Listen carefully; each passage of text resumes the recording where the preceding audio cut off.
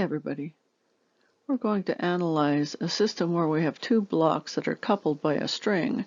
One of the blocks is on a ramp and the other one is hanging over a pulley. We'll look at both situations where there's friction between the block on the ramp and no friction. So we'll start with a problem statement where we're on a frictionless ramp. The block of mass m is on a frictionless ramp of angle theta. Block is connected to a hanging block of mass m by a massless inelastic string over a frictionless massless pulley. Find the acceleration of the hanging mass. The process we'll follow is similar to what we've done for other force problems. We'll state our assumptions, find our known and unknown variables. We'll start by drawing free body diagrams, use the diagrams to construct equations, and then solve the system of equations for unknowns in terms of given variables. Then we'll do some analysis on our results.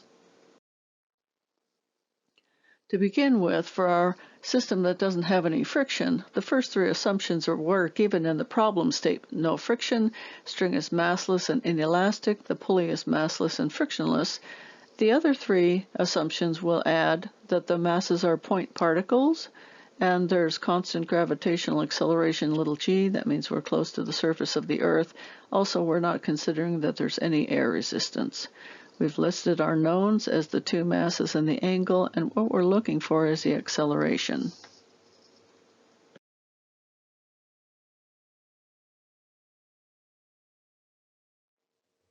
We take our net force equation for the small hanging block. Net force in the y direction equals ma equals t minus mg. Notice we have our tension vector longer than the mg vector. That allows us to solve for tension equals ma plus mg. For the block on the ramp, we'll start with the net force equation in the y direction. The net force in the y direction equals 0 because there's no acceleration perpendicular to the ramp. The normal force is pointing upward, and the cosine theta component of mg is pointing downward along the y-axis. So 0 equals normal force minus mg cosine theta. For the x component, we have that the sum of forces in the x direction equals ma. There is acceleration along the ramp. We have downward along the x-axis is positive, so our mg sine theta term is positive, and the tension is negative. So we have capital Ma equals capital Mg sine theta minus T. We can use our equation for the hanging block to substitute in for the tension term. And then we can sort off our acceleration terms to the left side of the equal sign. Now we can solve for our acceleration. A equals capital M sine theta minus little m multiplied by g divided by the sum of the masses. We can do a little bit of analysis here. We see that if we let little m go to 0, our acceleration equals g sine theta, like we would expect for a block accelerating down a ramp. Also, if we let capital M go to 0, we get a equals negative g. The little block would just be in free fall. Now let's look at our analysis if we decided to put the acceleration in the opposite sense, with the small block accelerating downward and the large block accelerating up the ramp.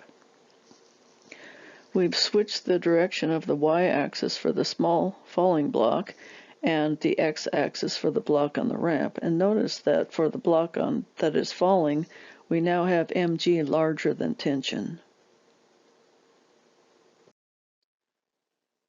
We can take the net force in the y direction equals ma, and now we have mg minus t, which gives us tension equals mg minus ma.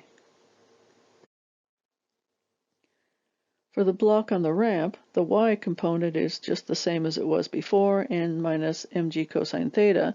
For the x component, we have capital Ma equals tension minus mg sine theta.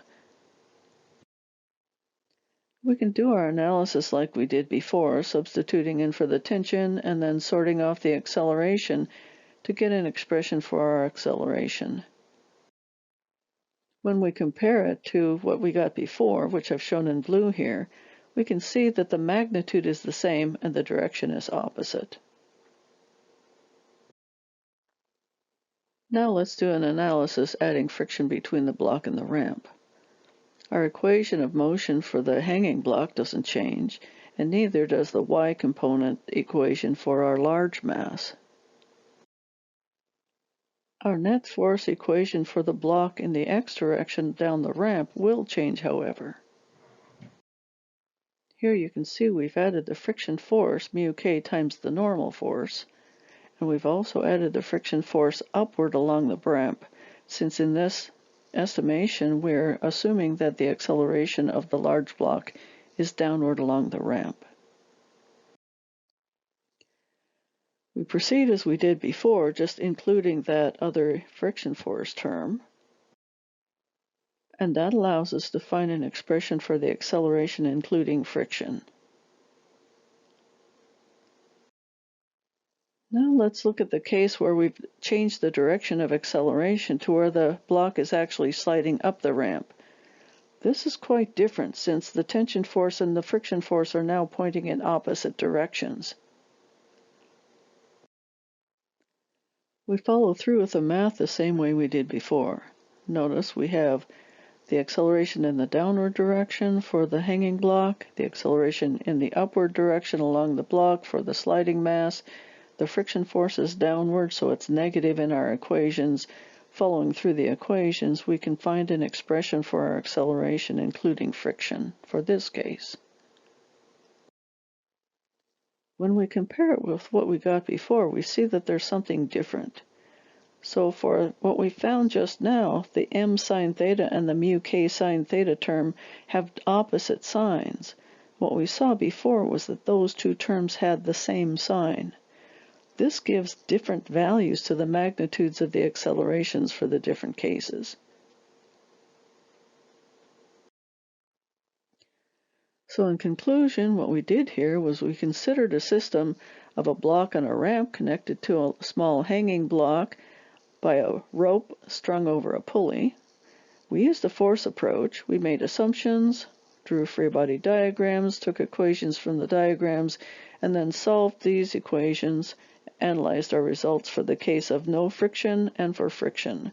What we found for with no friction, taking a guess as to whether our acceleration was down the ramp for the sliding block or up the ramp, the magnitude of acceleration was independent of the direction of motion. For the friction case, the magnitude of acceleration did change depending on what we chose for the direction of motion. Thank you very much. Please come back again soon.